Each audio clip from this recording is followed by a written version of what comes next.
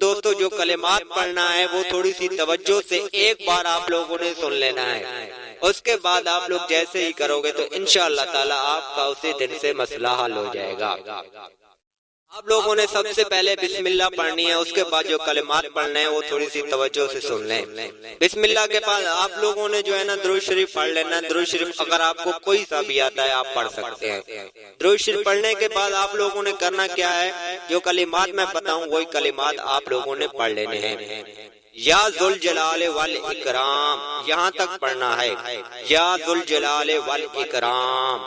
ایک شخص نے اس کو 70,000 بار پڑھا تو اس کے مسئلے حل ہو گئے۔ آپ لوگوں نے کتنی بار پڑھنا ہے یہ بھی تھوڑی سی توجہ کے ساتھ سن لیں۔